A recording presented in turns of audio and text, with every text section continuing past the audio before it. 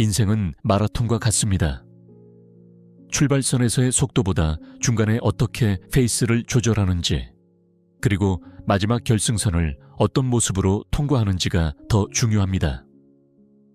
우리 모두는 인생이라는 마라톤의 후반부를 달리고 있습니다. 젊음의 시간은 빠르게 지나갔고, 이제는 그동안의 경험과 지혜로 남은 시간을 어떻게 의미 있게 보낼지 고민하는 시기가 되었습니다. 창밖을 바라보면 시간은 계속 흐르고 있습니다. 세월의 흐름을 막을 수는 없지만 그 흐름 속에서 우리의 마음을 어떻게 관리하느냐에 따라 노후의 질이 달라집니다. 오늘 저는 수십 년간의 경험과 시행착오를 통해 깨달은 마음 관리의 지혜를 나누고자 합니다. 세상은 점점 더 빠르게 변하고 때로는 우리를 뒤처지게 만듭니다. 기술은 발전하고 젊은 세대의 문화는 낯설게 느껴지며 우리의 체력과 기억력은 예전 같지 않습니다. 하지만 이런 변화 속에서도 우리의 마음만은 든든하게 지켜낼 수 있다면 노년의 시간은 결코 외롭거나 무의미하지 않을 것입니다. 혼자서도 단단해지는 법. 살다 보면 누구나 한 번쯤은 삶의 무게에 짓눌려 본 경험이 있습니다. 그럴 때마다 주위 사람들에게 도움을 청하고 의지하고 싶은 마음이 들기 마련입니다. 하지만 실천하지 않고 언제나 생각만 하는 사람은 삶을 비관적으로 만들고, 생각하지 않고 무조건 행동하는 사람은 함정에 빠지게 됩니다. 중요한 것은 스스로 단단해지는 것입니다. 아무리 가까운 사이라도 자기 생각을 모두 털어놓지 않는 것이 좋습니다. 단단한 방책을 쌓아야 합니다. 남에게 기대어 울지 말고 스스로 단단해져야 합니다. 우는 소리를 한다고 해서 해결되는 것은 아무것도 없습니다. 오히려 자신의 나약한 모습을 보여줌으로써 상대방에게 무거운 짐을 지우는 결과를 낳을 뿐입니다. 자연의 세계에서 약한 모습을 보이는 순간 포식자의 표적이 되는 것처럼 인간 세계에서도 나약함을 드러내는 것은 종종 불리한 상황을 초래합니다. 동물의 세계에서는 누가 봐도 질 것 같은 동물이 자신보다 몇 배나 큰 동물을 쓰러뜨려 이기는 경우가 있습니다. 적이 작은 틈이라도 보이면 단숨에 상대방을 쓰러뜨리는 것입니다. 만만한 먹이가 되어버리면 끝장이라고 생각하는 것이 자연의 법칙입니다. 혼자서 이겨내야지 마음을 먹으면 못할 것이 없습니다. 이것은 의지의 문제입니다. 흔들리는 마음을 다잡고 한 걸음씩 나아가다 보면 어느새 우리는 상상했던 것보다 더 멀리 와 있는 자신을 발견하게 됩니다. 우는 소리를 한다고 해서 남이 내 문제를 해결해 줄 수 있는 것은 아닙니다. 그것은 남의 문제가 아닌 내 문제이기 때문입니다. 관계의 지혜. 끝난 인연은 보내기. 상대가 밀어내면 버티지 말고 그냥 보내주는 것이 중요합니다. 끝난 인연은 보내줘야 합니다. 나와 맞지 않는 인간관계를 억지로 유지하는 것은 양쪽 모두에게 고통만 줄 뿐입니다. 강물이 바다로 흘러가는 것을 막을 수 없듯이 인연도 그 흐름대로 두는 것이 자연스럽습니다. 특히 노년기에는 젊었을 때와는 달리 불필요한 관계에 에너지를 소모할 여유가 없습니다. 시간은 더욱 소중해지고 남은 시간을 진정으로 의미 있는 관계에 투자하는 것이 현명합니다. 억지로 붙잡는 관계는 결국 양쪽 모두에게 상처만 남길 뿐입니다. 신중한 사람은 친절하다고 해서 쉽게 좋아하지 않고 냉담하다고 해서 쉽게 화를 내지도 않습니다. 이것은 과거에 꽤나 존경받았던 인물들이 공통적으로 했던 행동입니다. 인간관계에서 쉽게 상처받는 사람들은 이것을 깨달아야 합니다. 변덕은 인간의 특징입니다. 그러니 영원히 사랑하지도 증오하지도 않는 것이 좋습니다. 그러면 상처받을 일도 없습니다. 마음의 소설 쓰지 않기 일어난 일에 대해 혼자서 분석하면서 소설을 쓰는 경향이 있습니다. 상대방이 나를 어떻게 생각할까? 왜 그런 표정을 지었을까? 저 말은 어떤 의미였을까 등의 생각으로 끝없는 상상의 나라에를 펼치게 됩니다. 하지만 이런 고민은 대부분 불필요합니다. 내가 나쁘게 할 의도가 없었고 최선을 다했더라면 그것으로 충분합니다. 일어난 일들을 마음대로 해석하지 말고 그 자체로만 받아들이는 연습이 필요합니다. 다른 사람의 행동이나 말은 종종 우리의 상상과 전혀 다른 이유에서 비롯된 것일 수 있습니다. 마치 구름이 다양한 형태로 보이듯이 같은 상황도 보는 사람에 따라 전혀 다르게 해석될 수 있습니다. 내 시각만이 절대적이라고 생각하는 순간 우리는 현실과 동떨어진 자신만의 세계에 갇히게 됩니다. 열린 마음으로 상황을 있는 그대로 받아들이는 것이 중요합니다. 상대가 하는 말을 오해하거나 꼬아서 받아들이지 않는 것도 중요합니다. 대화 중에 나온 말 한마디를 붙잡고 의미를 확대 해석하거나 왜곡하면 소통은 더욱 어려워집니다. 상대의 말을 있는 그대로 듣고 불명확한 부분은 직접 물어보는 태도가 필요합니다. 자기 비하보다는 자기 사랑, 습관적인 자기 비하로 자신을 학대하는 경우가 많습니다. 나는 왜 이렇게 못하지? 이 나이에 뭘 할 수 있을까? 더 이상 배울 수 없어. 등의 생각은 스스로를 제한하고 가능성을 차단합니다. 자신감과 자존감을 키우는 것이 중요합니다. 나를 가장 사랑해줘야 하는 사람은 바로 자신입니다. 남들 앞에서도 자신을 깎아내리지 않는 것이 좋습니다. 너무 치켜쓰지도 말고 그냥 자기 할 일만 열심히 하면 됩니다. 스스로를 존중하는 사람은 타인에게도 존중받습니다. 자신을 믿고 몸과 마음을 돌보며 경험에서 배우겠다는 태도가 강한 사람을 만듭니다. 내게 일어난 일이 학습과 성장의 원동력이 된다는 사실을 기억하는 것이 중요합니다. 나이가 들었다고 해서 더 이상 성장할 수 없는 것이 아닙니다. 오히려 쌓인 경험과 지혜로 더 깊이 있는 성장이 가능한 시기입니다. 모두에게 사랑받을 수 없음을 인정하는 것도 필요합니다. 모두에게 사랑받는 사람은 없습니다. 내가 아무리 노력해도 맞지 않는 사람이 있다는 것을 기억해야 합니다. 모든 사람에게 인정받으려는 욕구는 결국 자신을 지치게 할 뿐입니다.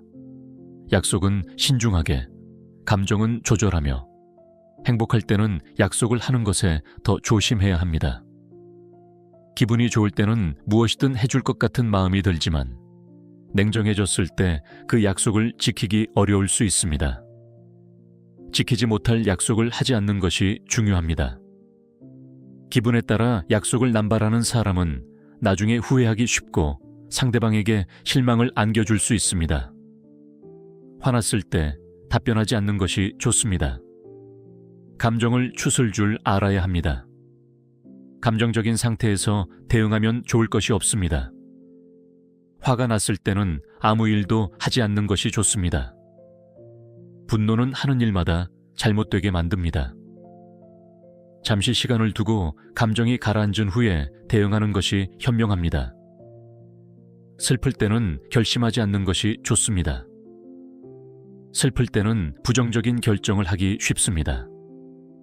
슬플 때는 결정을 조금 미루는 것이 좋습니다. 감정이 안정되고 마음이 평온해졌을 때 다시 생각해보면 보다 합리적인 판단이 가능해집니다.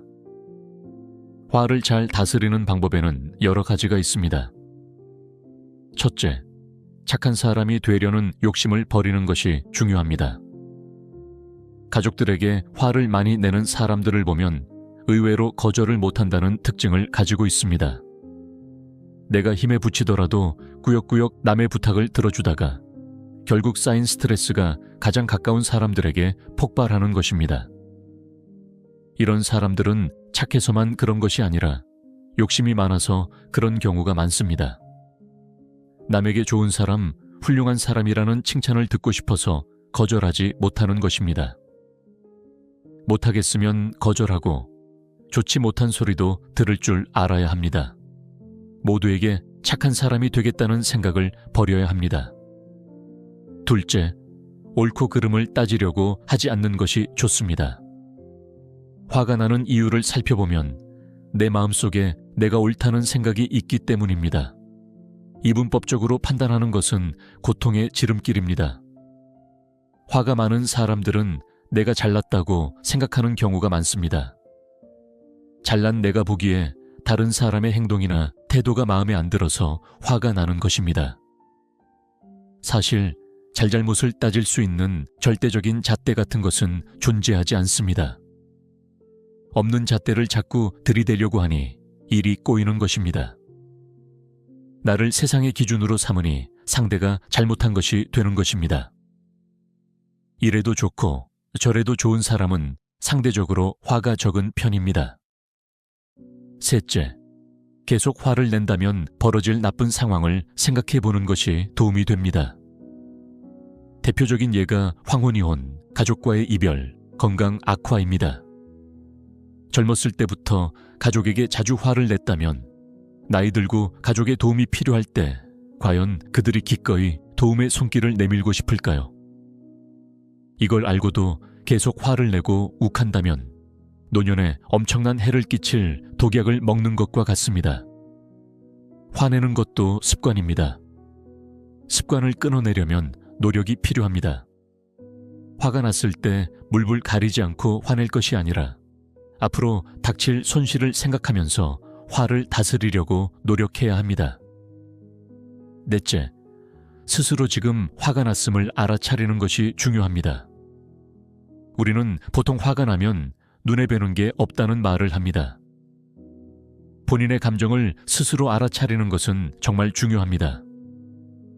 화가 나는 것은 그 원인이 상대방에게 있는 것이 아니라 바로 자신에게 있다는 것을 알아차리는 것이 중요합니다. 하늘에 떠 있는 달을 생각해 보세요. 어느 날 보름달을 보면서 슬픈 감정이 밀려와 눈물이 났다고 가정해 봅시다. 그럼 이것은 저 보름달 때문에 눈물을 흘린 것일까요? 아니면 내 마음이 눈물을 흘리게 만든 것일까요? 바로 내 마음이 작용했기 때문입니다. 달이라는 것은 하늘에 떠 있는 것이지 슬픈 감정을 주는 원인 제공자가 아닙니다. 똑같은 달을 보고도 누구는 예쁜 달이라면서 행복하게 웃을 수도 있습니다. 화가 나는 감정도 마찬가지입니다. 화는 상대로부터 일어나는 것이 아니라 나로부터 일어난다는 것을 반드시 알아차리는 것이 중요합니다. 그래서 어느 상황에서 갑자기 화를 냈을 때도 내가 지금 또 화가 났구나. 나는 화를 잘 내는 사람이구나. 이런 식으로 스스로 알아차릴 수 있도록 생각하면 좋습니다. 그러면 얼마나 자주 화를 내는 사람인지 스스로 인지하는 과정을 거치는 것만으로도 화를 내는 빈도가 줄어들 것입니다. 일상의 리듬 지키기. 아무리 무기력해도 일상의 루틴을 지키는 것이 중요합니다. 12시 전에 취침하고 일정 시간에 기상하는 습관을 들이고 하루 두 끼 제 시간에 먹는 습관을 기르는 것이 좋습니다.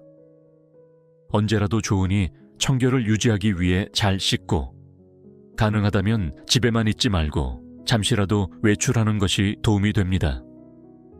절대로 해서는 안 되는 것 중 하나가 밤낮이 바뀌는 것입니다. 이것은 생체 리듬을 망가뜨리고 신체적, 정신적 건강에 악영향을 미칩니다. 또한 자기 방 안에서 끊임없이 같은 생각을 반복하며 고민하지 않는 것이 좋습니다. 생각해서 답이 나오지 않는 문제로 고민하는 것만큼 어리석은 것은 없습니다. 그리고 나빠진 원인을 과거에서 찾지 않는 것이 좋습니다. 이유 없이 짜증난다면 체력부터 기르는 것이 좋습니다. 체력이 좋아지면 마음도 강해지고 성격도 좋아집니다. 집중력이 좋아지고 호흡이 길어져서 대화를 할 때 표현하는 것도 좋아집니다.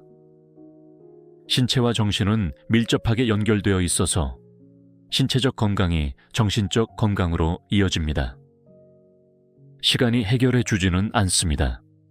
시간이 흘러 조금 더 멋지게 자란 내가 해결해 주는 것입니다. 단순히 시간이 지나길 기다리는 것이 아니라 그 시간 동안 어떻게 성장하고 변화하느냐가 중요합니다. 적절한 거리두기의 기술. 질문을 받았다고 모두 대답할 필요는 없습니다. 때로는 침묵도 대답이 될 수 있습니다. 모든 질문에 성실히 답하려는 의무감에서 벗어나 필요한 경우에만 답하는 지혜가 필요합니다.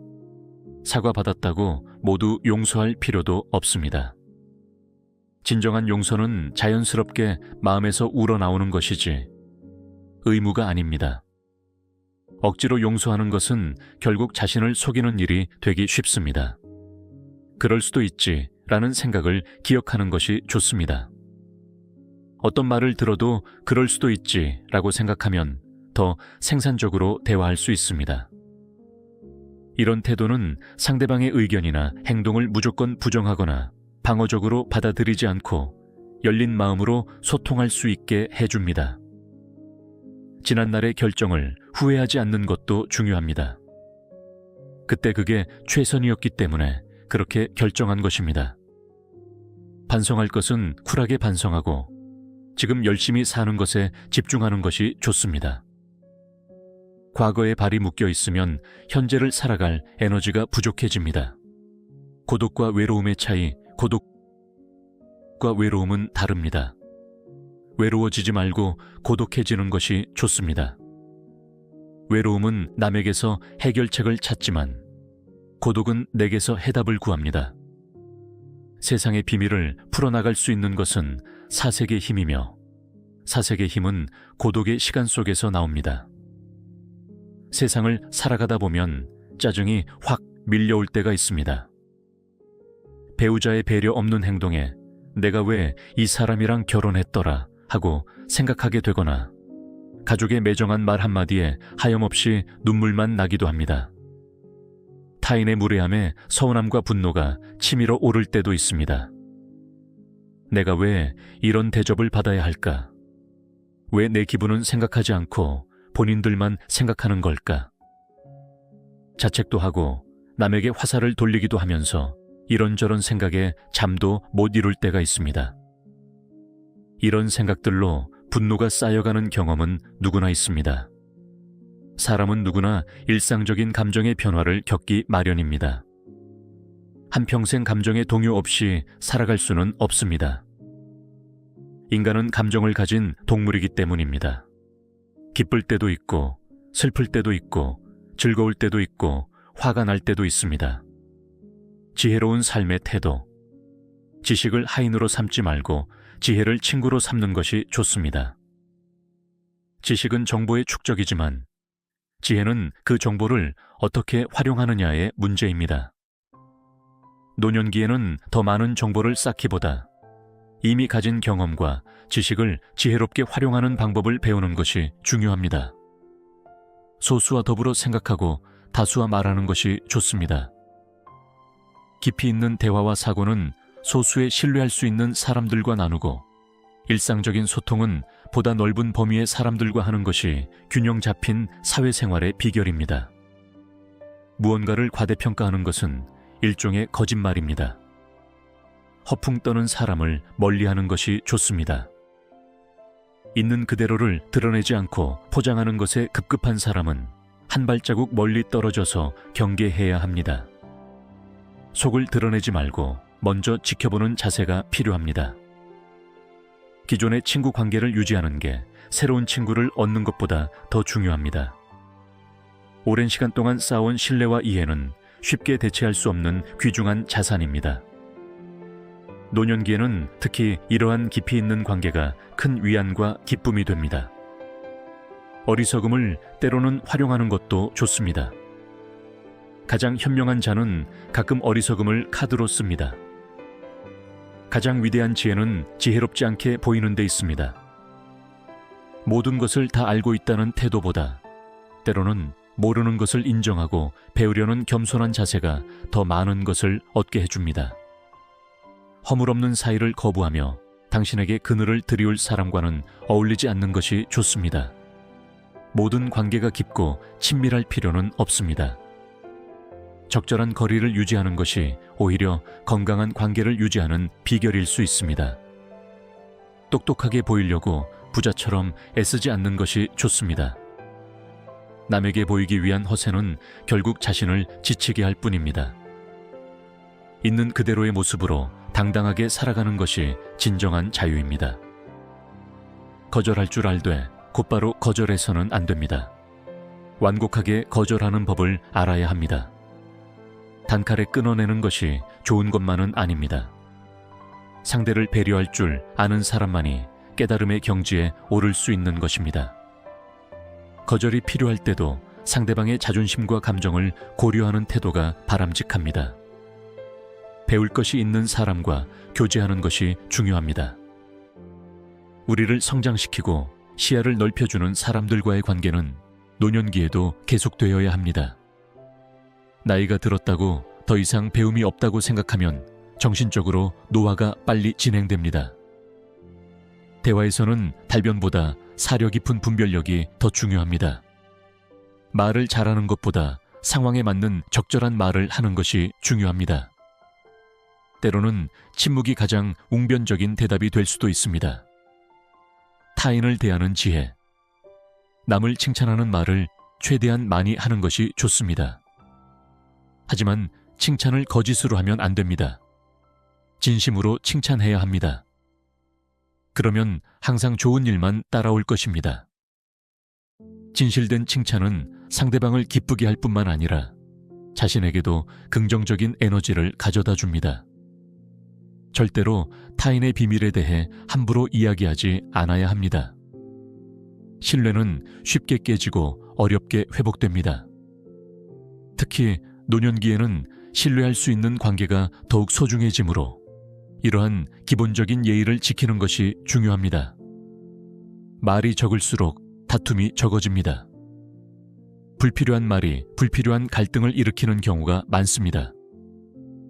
특히 감정이 격해졌을 때는 말을 아끼는 것이 현명합니다. 매사에 언제나 여유를 지니는 것이 중요합니다. 조급함은 실수와 후회를 낳기 쉽습니다. 노년기에는 서두를 필요 없이 자신의 페이스를 유지하며 생활하는 것이 중요합니다. 자신에게 부족한 능력이 무엇인지 알고 겸손해야 합니다. 모든 것을 다 잘할 수는 없습니다. 자신의 한계를 인정하고 도움이 필요할 때는 주저없이 도움을 청하는 것이 지혜로운 태도입니다. 당신의 모든 능력을 단 한 번에 사용하지 않는 것이 좋습니다. 에너지를 효율적으로 사용하고 중요한 순간에 집중할 수 있도록 자원을 관리하는 것이 중요합니다. 건강은 건강할 때 지켜야 하는 것입니다. 건강을 잃고 나서 후회해도 소용없습니다. 평소에 꾸준한 관리와 예방이 중요합니다. 적절한 운동, 균형 잡힌 식사, 충분한 휴식이 건강한 노년을 위한 기본입니다. 나이 들수록 그칠 줄 알고 적당함의 중요성을 깨달아야 합니다. 젊었을 때는 극한까지 밀어붙이는 것이 미덕처럼 여겨졌지만 노년기에는 자신의 몸과 마음이 보내는 신뢰귀 기울이고 적절한 선에서 멈출 줄 아는 지혜가 필요합니다. 웃음과 긍정의 힘. 항상 미소 짓고 많이 웃는 것이 좋습니다. 사람을 끌어당기는 매력의 소유자는 웃음에 미덕이 있습니다. 많이 웃으면 치매 예방에도 도움이 됩니다. 웃을 일이 없어도 많이 웃으면 웃을 일이 생깁니다. 웃음은 가장 좋은 약입니다. 긍정적으로 사는 것은 정말 중요합니다. 우리의 삶은 우리가 어떻게 바라보느냐에 따라 크게 달라집니다. 같은 상황이라도 긍정적으로 해석하는 사람은 더 많은 기회와 가능성을 발견하게 됩니다. 당신의 정신을 항상 새롭게 유지하는 것이 중요합니다. 새로운 것을 배우고 새로운 경험을 하며 호기심을 잃지 않는 태도가 젊은 정신을 유지하는 비결입니다. 절대로 마음의 평정을 잃지 않도록 노력해야 합니다. 어떤 상황에서도 침착함을 유지하는 것이 현명한 판단과 행동의 기본입니다. 특히 위기 상황에서는 더욱 그렇습니다. 장수와 덕의 관계. 단명의 원인 중 두 가지는 어리석음과 부도덕함입니다. 장수의 비결, 두 가지는 어리석지 않고 부도덕하지 않는 것입니다. 어떤 이들은 삶을 유지할 지능이 없어서, 어떤 이들은 의지가 없어서 그들의 삶을 빼앗깁니다. 덕은 그 자체가 보상이요, 악덕은 그 자체가 형벌입니다. 선한 행동은 그 자체로 기쁨과 만족을 가져다 주며, 악한 행동은 그 자체로 고통과 후회를 낳습니다. 한 번의 선을 행하려 하지 말고 일상에서 자주 꾸준히 행하는 것이 중요합니다. 특별한 일을 한 번 하는 것보다 작은 선행을 꾸준히 실천하는 것이 더 가치 있습니다. 되돌려 받을 생각은 하지 않는 것이 좋습니다. 무주상보시의 마음이 필요합니다. 보시한 것을 되돌려 받으려 하는 순간, 그것은 보시가 아닙니다. 진정한 베품은 대가를 바라지 않는 마음에서 시작됩니다. 절대로 잃을 게 없는 사람과는 다투지 않는 것이 좋습니다. 그와 다투게 되면 불평등한 분쟁에 휘말리기 때문입니다. 상대방의 상황과 입장을 고려하여 불필요한 갈등을 피하는 것이 지혜입니다. 지혜와 용기는 위대함의 요소입니다. 지혜 없는 용기는 무모함에 불과하고, 용기 없는 지혜는 무력함에 불과합니다. 두 가지가 균형을 이룰 때 진정한 위대함이 완성됩니다. 행동하는 것으로 만족하고 말하는 것은 다른 사람들의 몫으로 남겨두는 것이 좋습니다. 자신의 행동을 스스로 자랑하거나 과시하지 않는 겸손한 태도가 중요합니다. 입을 무겁게 하는 것이 좋습니다. 거짓은 늘 앞서오는 법이고 진실은 뒤따르는 법입니다. 쉽게 흥분해서 말하기보다는 신중하게 생각한 후 발언하는 습관이 필요합니다. 시간의 가치. 우리가 진정으로 소유하는 것은 시간뿐입니다. 가진 것이 아무것도 없는 이에게도 시간은 있습니다. 그러니 내게 주어진 시간을 소중히 여기는 것이 중요합니다. 특히 노년기에는 남은 시간이 더욱 소중하게 느껴집니다. 쉬운 일을 어려운 일처럼, 어려운 일을 쉬운 일처럼 대하는 균형 잡힌 태도가 필요합니다. 작은 일에 지나치게 에너지를 소모하거나 큰 일을 너무 가볍게 여기는 실수를 범하지 않도록 해야 합니다. 화를 다스리는 방법. 화가 났을 때는 무조건 참지 않는 것이 좋습니다. 참는 것은 본인에게도 괴로움입니다. 그래도 참을 만하면 괜찮은데 이것이 터지는 게 문제입니다. 또 터지지 않았다 하더라도 참는 것이 오래 누적되면 스트레스가 쌓입니다. 스트레스가 자꾸 쌓이면 몸의 여러 부위에 영향을 미칩니다. 목이 뻣뻣해지고 뒷골이 아프다가 조금 더 심해지면 눈이 침침해지고 거기서 더 심해지면 머리가 아픕니다. 우리는 보통 화가 나면 눈에 보이는 게 없다는 말을 합니다. 본인의 감정을 스스로 알아차리는 것이 정말 중요합니다. 화가 나는 것은 그 원인이 상대방에게 있는 것이 아니라 바로 자신에게 있다는 것을 알아차리는 것이 중요합니다. 화는 상대로부터 일어나는 것이 아니라 나로부터 일어난다는 것을 반드시 알아차려야 합니다.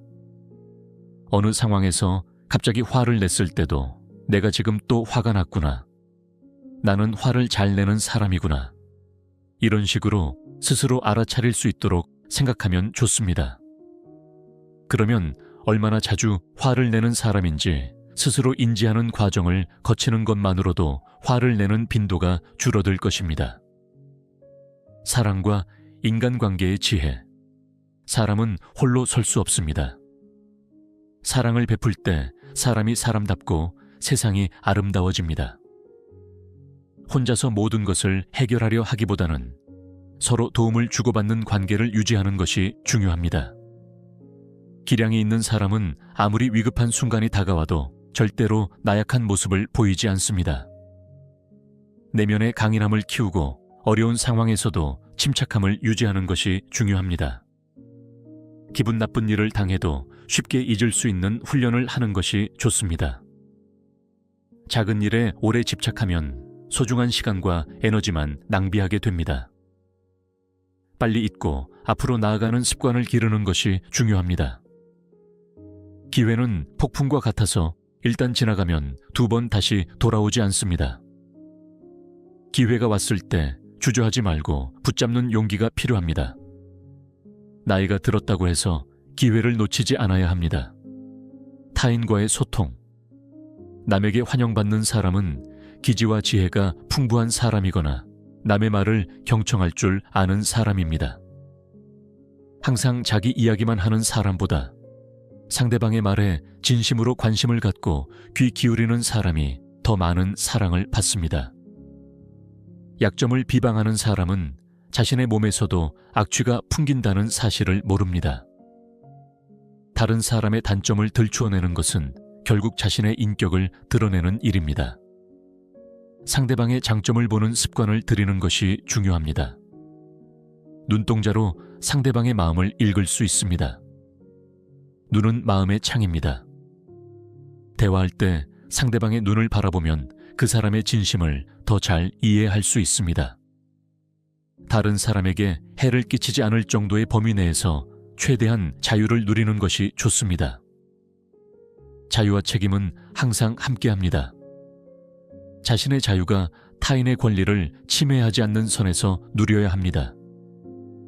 다른 사람의 말을 잘 들어주는 사람은 드넓은 바다와 같습니다. 많은 이야기를 받아들이고 포용할 수 있는 넉넉한 마음이 중요합니다. 다른 사람의 죄를 들추면 자신의 양심에 영원히 지울 수 없는 얼룩을 남기게 됩니다. 과거의 잘못을 계속해서 들추기보다는 현재의 변화와 성장에 초점을 맞추는 것이 건강한 관계의 비결입니다. 자기 개발과 성장. 당신을 둘러싸고 있는 상황 속에서 최선을 다하는 것이 중요합니다. 현재 주어진 환경에서 할 수 있는 최선을 다하는 태도가 성공과 만족의 열쇠입니다. 좋은 것이 있다면 어떻게 해서든 닮으려고 노력해야 합니다. 끊임없이 배우고 성장하려는 자세가 노년기에도 활력과 생기를 유지하는 비결입니다. 도움을 받는 사람보다 도움을 주는 사람이 되는 것이 좋습니다. 도움을 주는 행위는 자존감을 높이고 삶의 의미를 찾게 해줍니다. 노년기에는 자신의 경험과 지혜를 나누는 기회를 적극적으로 찾아보는 것이 좋습니다. 동요만 하고 있으면 아무런 일도 성취하지 못합니다. 흔들리는 마음을 다잡고 한 가지 목표에 집중하는 것이 중요합니다. 나이가 들었다고 해서 목표 없이 살아서는 안 됩니다. 두려움은 진정한 용기의 적수가 될 수 없습니다. 나이가 들수록 새로운 도전에 대한 두려움이 커지기 마련이지만 그 두려움을 넘어서는 용기를 가질 때 더 풍요로운 노년을 맞이할 수 있습니다. 사회적 관계의 중요성. 뛰어난 인물이 되려면 누구와 교제해야 할 것인가를 깊이 숙고해야 합니다. 주변 사람들의 영향력은 생각보다 큽니다. 긍정적이고 건강한 관계를 맺고 유지하는 것이 중요합니다. 뛰어난 화술을 갖춘 사람은 상대방의 반응에 따라 신중하게 말을 고릅니다. 대화할 때의 신중함은 달변보다 더 중요합니다. 말을 많이 하는 것보다 적절한 말을 하는 것이 더 중요합니다. 누구도 항상 현명할 수는 없습니다. 실수와 잘못을 인정하고 배우려는 자세가 중요합니다. 완벽함을 추구하기보다는 꾸준히 성장하려는 태도가 더 중요합니다. 더 이상 좋은 대안이 없다고 판단할 때까지 심사숙고해야 합니다. 성급한 결정보다는 신중한 판단이 더 좋은 결과를 가져옵니다. 특히 중요한 결정일수록 충분한 시간을 두고 고민하는 것이 필요합니다. 어리석은 사람이 격분하고 있을 때 냉정을 잃지 않는 사람은 성숙한 인간의 징표입니다. 상대방이 감정적으로 대응할 때도 침착함을 유지하는 것이 갈등을 해결하는 지혜입니다. 자기 성찰과 개선. 제 아무리 완벽한 사람이라 할지라도 결점이 없는 사람은 없습니다. 자신의 결점을 깨닫고 고치려고 노력한다면 그것은 자신의 장점을 더욱 빛내주고 인격을 함양하는 좋은 기회가 됩니다. 자신의 약점을 인정하고 개선하려는 노력이 진정한 성장을 가져옵니다. 겸손하게 허리를 숙이는 것은 자신을 존귀하게 만드는 행동입니다. 교만은 사람을 고립시키고 겸손은 사람을 연결합니다. 나이가 들수록 겸손의 미덕은 더욱 빛을 발합니다. 감사를 받기 위해서는 먼저 고마움을 표시해야 합니다. 감사는 주고받는 것입니다. 남의 도움과 배려에 진심으로 감사할 줄 아는 사람은 더 많은 도움과 사랑을 받게 됩니다. 고집으로 상대방을 이길 수는 없습니다. 자신의 의견만 고집하기보다는 상대방의 입장도 이해하려는 유연한 태도가 필요합니다.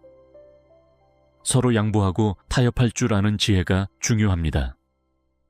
다른 사람의 믿음에 관대해야 합니다.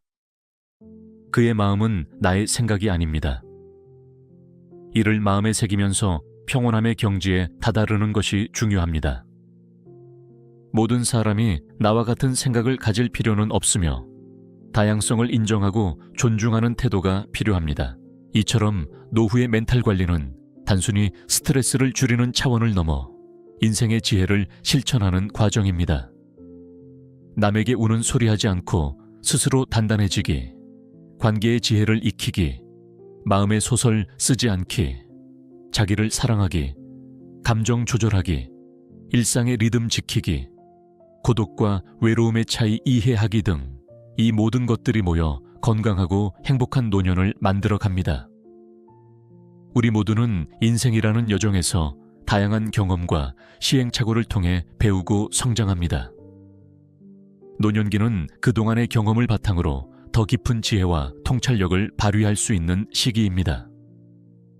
나에게 맞는 멘탈 관리법을 찾아 실천한다면 남은 인생을 더욱 풍요롭고 의미 있게 만들어 나갈 수 있을 것입니다. 우리 모두가 건강한 마음으로 매 순간을 소중히 여기며 살아갈 수 있기를 바랍니다. 오늘도 여러분의 하루가 평안하고 행복하기를 진심으로 기원합니다. 어느 햇살 좋은 날, 창밖으로 들어오는 빛을 바라보며 문득 생각했습니다. 시간이라는 것이 참 이상하죠. 젊은 시절엔 마치 끝없는 강물처럼 느껴지던 것이 어느새 모래시계의 마지막 알갱이들이 떨어지는 소리로 다가옵니다. 80이라는 나이, 많은 분들이 이 고개를 넘기는 순간 갑자기 삶의 템포가 바뀌는 것을 경험합니다. 왜 그럴까요? 왜 80세를 기점으로 수명의 그래프가 급격히 꺾이는 걸까요? 이것은 단순히 숫자에 불과한 것이 아닙니다. 우리 몸과 마음, 그리고 주변 환경이 만들어내는 복합적인 현상이죠. 어쩌면 그동안 우리가 미처 생각하지 못했던 삶의 비밀이 숨어 있을지도 모릅니다. 첫 번째, 침묵하는 세포들의 이야기. 우리 몸은 끊임없이 이야기를 들려줍니다. 다만 우리가 그 목소리에 귀 기울이지 않았을 뿐이죠.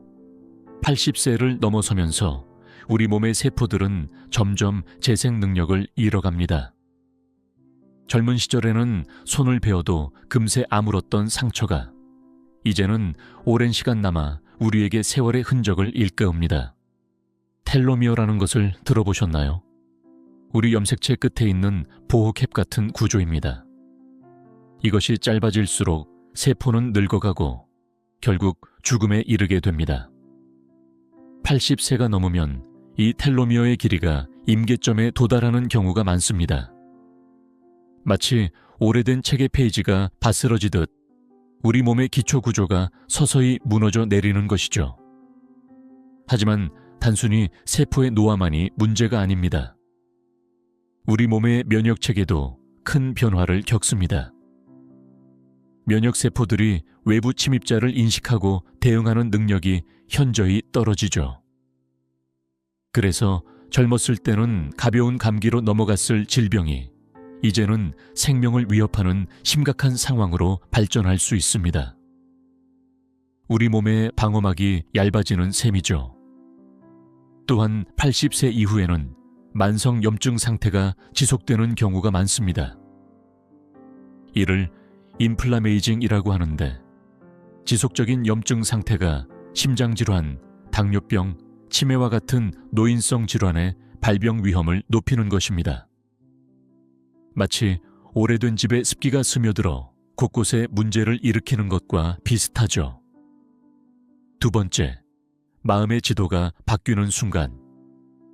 육체적인 변화만큼이나 중요한 것이 정신적, 심리적 변화입니다. 80세를 넘어서면서 많은 분들이 삶의 의미와 목적에 대해 다시 생각하게 됩니다. 이전에는 당연하게 여겼던 일상의 작은 기쁨들이 이제는 더욱 소중하게 느껴지기도 하죠. 하지만 동시에 상실의 경험이 쌓여갑니다. 배우자, 오랜 친구, 때로는 자녀까지도 먼저 떠나보내는 경험을 하게 되죠. 이런 상실감은 깊은 우울감으로 이어질 수 있습니다. 연구에 따르면 80세 이후 노인의 우울증 발병률이 크게 증가하는데, 이는 단순한 슬픔이 아닌 신체적 건강에도 직접적인 영향을 미치는 요소입니다. 또한 인지기능의 변화도 빼놓을 수 없습니다. 뇌의 전두엽과 해마 부위가 위축되면서 기억력과 판단력에 변화가 오죠. 단기 기억은 쉽게 사라지지만 오래된 기억은 선명하게 남아있는 경우가 많습니다. 마치 오래된 영화의 한 장면처럼 젊은 시절의 추억이 때로는 어제 일보다 더 생생하게 떠오르는 것이죠. 이런 인지기능의 변화는 일상생활의 독립성에도 영향을 미칩니다. 약 복용 시간을 기억하는 것부터 복잡한 재정 관리까지, 이전에는 쉽게 처리했던 일들이 이제는 도전이 될 수 있습니다. 이런 변화를 인정하고 적응하는 과정 자체가 커다란 심리적 부담으로 다가오죠. 세 번째, 사라지는 사회적 그물망. 인간은 사회적 동물입니다.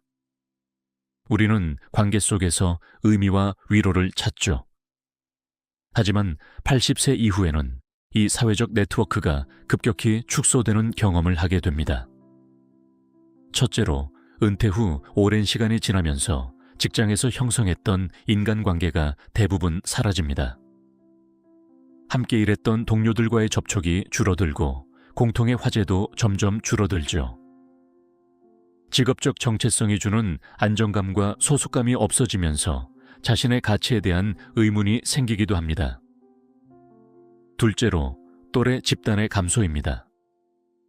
친구들이 하나둘 세상을 떠나면서 자신의 경험과 기억을 공유할 수 있는 사람들이 줄어듭니다. 그때 그 영화 기억나? 우리 젊을 때는 말이야 라고 시작하는 대화를 나눌 수 있는 사람이 점점 사라지는 거죠. 이는 단순한 외로움을 넘어 정체성의 확인이 어려워지는 문제로 이어집니다. 셋째로, 가족 구조의 변화입니다. 자녀들은 독립하여 자신의 가정을 꾸리고 손주들도 점차 성장하여 바쁜 일상에 쫓기게 됩니다. 예전에는 대가족이 함께 모여 식사하고 이야기를 나누는 시간이 많았지만 이제는 명절이나 특별한 날에만 잠시 만나는 경우가 대부분이죠. 이런 가족 구조의 변화는 일상적인 돌봄과 정서적 지지의 부재로 이어질 수 있습니다. 이러한 사회적 고립은 단순히 외로움의 문제를 넘어 직접적인 건강 위험 요소로 작용합니다. 연구에 따르면 사회적으로 고립된 노인은 그렇지 않은 노인에 비해 사망 위험이 최대 50%까지 높아질 수 있다고 합니다. 마치 담배를 피우는 것과 비슷한 수준의 건강 위험이 있는 것이죠. 네 번째, 변화하는 일상의 리듬. 80세 이후에는 일상생활의 리듬과 패턴도 크게 바뀝니다. 이전에는 당연하게 여겼던 활동들이 이제는 커다란 도전으로 다가오죠. 가장 먼저 체력의 변화를 느끼게 됩니다. 한 번에 오래 걷기가 어려워지고 계단을 오르는 것도 숨이 차게 됩니다. 근육량이 감소하면서 일상적인 활동에도 더 많은 에너지가 필요하게 되죠. 이런 체력 저하는 활동 범위를 제한하고 결국 집 안에서 보내는 시간이 늘어나게 됩니다. 수면 패턴의 변화도 두드러집니다. 깊은 수면 단계가 줄어들고 밤중에 자주 깨는 경우가 많아지죠. 잠들기는 더 어려워지는데 아침에는 일찍 깨는 이른바 고령자형 수면 패턴이 형성됩니다. 충분히 쉬었다는 느낌을 받기 어려워지고 이는 낮 동안의 피로감으로 이어집니다. 식습관과 영양 상태도 변화합니다. 미각과 후각이 둔화되면서 음식의 맛을 제대로 느끼지 못하게 되죠. 이로 인해 식욕이 감소하고 필요한 영양소를 충분히 섭취하지 못하는 경우가 많아집니다. 또한 치아 문제나 삼키는 기능의 저하로 인해 먹을 수 있는 음식의 종류도 제한되죠. 이러한 일상의 변화는 단순히 불편함을 넘어 자신의 독립성과 자율성에 대한 위협으로 다가올 수 있습니다. 더 이상 예전처럼 할 수 없다는 인식은 자존감 저하와 무력감으로 이어질 수 있죠. 이런 심리적 부담이 신체적 건강에도 부정적인 영향을 미치는 악순환이 형성되는 것입니다. 5번째, 의료적 개입의 양면성. 현대의학의 발전으로 우리는 이전 세대보다 훨씬 더 오래 살 수 있게 되었습니다. 하지만 80세 이후에는 의료적 개입이 가져오는 양면성에 주목할 필요가 있습니다. 많은 노인들이 여러 만성질환을 동시에 앓고 있는 복합이완 상태에 놓이게 됩니다. 고혈압, 당뇨병, 관절염, 심장질환 등 여러 질병을 함께 관리해야 하는 것이죠. 이로 인해 다양한 약물을 동시에 복용하는 다제약물 복용 상황이 발생합니다. 문제는 이런 여러 약물이 서로 상호작용하면서 예상치 못한 부작용을 일으킬 수 있다는 점입니다.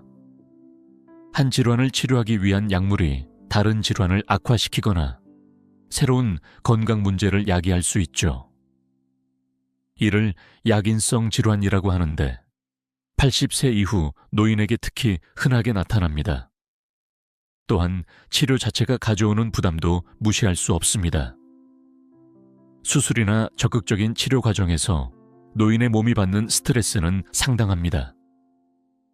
회복 능력이 저하된 상태에서 이러한 의료적 개입은 때로는 삶의 질을 향상시키기보다 고통을 연장하는 결과를 가져올 수도 있습니다. 의료 결정의 복잡성도 증가합니다. 모든 가능한 치료를 시도해야 하는가? 언제까지 치료를 지속해야 하는가? 와 같은 어려운 질문들에 직면하게 되죠. 이런 결정은 단순히 의학적 판단을 넘어 개인의 가치관, 삶의 질에 대한 인식, 그리고 남은 시간을 어떻게 보내고 싶은지에 관한 깊은 성찰을 요구합니다. 6번째, 경제적 불안정성의 그림자. 오래 산다는 것은 축복이지만 동시에 경제적 부담을 의미하기도 합니다. 80세 이후에는 이러한 경제적 불안정성이 더욱 커지는 경향이 있습니다. 대부분의 노인들은 고정된 연금이나 저축에 의존해 생활합니다. 하지만 기대 수명이 늘어나면서 이러한 자금이 생애 전체를 커버하기에 부족한 경우가 많아졌습니다. 특히 인플레이션으로 인해 돈의 가치가 떨어지면 고정된 수입으로 생활하는 노인들의 구매력은 점점 감소하게 됩니다. 의료비 부담도 큰 문제입니다. 나이가 들수록 의료 서비스의 필요성은 증가하지만 이를 감당할 경제적 여력은 오히려 줄어듭니다. 장기 요양이 필요한 경우 그 비용은 평생 모은 자산을 단기간에 소진시킬 만큼 큽니다. 또한 주거 문제도 있습니다. 오래된 집은 수리와 관리가 필요하지만 이를 직접 하기는 어렵고 전문가를 고용하기에는 비용 부담이 큽니다. 하지만 익숙한 환경을 떠나 요양시설로 이동하는 것도 경제적, 심리적으로 큰 도전이 되죠. 이러한 경제적 불안정성은 지속적인 스트레스 요인으로 작용하여 신체적, 정신적 건강에 부정적인 영향을 미칩니다. 경제적 걱정으로 인한 만성 스트레스는 면역 기능 저하, 심혈관 질환 위험 증가, 수면 장애 등 다양한 건강 문제와 연관되어 있습니다. 7번째, 영적 차원의 변화. 80세 이후에는 많은 사람들이 삶의 의미와 목적에 대해 더 깊이 성찰하게 됩니다. 남은 시간이 제한되어 있다는 인식은 우선순위의 재조정을 가져오죠. 에릭슨의 심리사회적 발달 이론에서는 노년기의 주요 과제를 자아통합대 절망으로 설명합니다. 자신의 삶을 돌아보며 만족과 수용을 느끼는 사람들은 자아통합에 도달하지만 후회와 미련이 많은 사람들은 절망에 빠질 수 있다는 것이죠. 이 시기에는 영적 종교적 관심이 증가하는 경우가 많습니다. 죽음이라는 불가피한 현실 앞에서 많은 사람들이 삶의 의미와 죽음 이후의 세계에 대해 생각하게 되죠. 이러한 영적 차원의 성찰은 심리적 안정과 삶의 만족도에 중요한 영향을 미칩니다. 흥미로운 점은 이런 영적 차원의 성숙이 실제로 건강과 수명에 긍정적인 영향을 미친다는 연구 결과들이 있다는 것입니다. 삶의 의미와 목적을 가진 노인들은 그렇지 않은 노인들에 비해 더 오래 살고 더 건강한 경향이 있다고 합니다.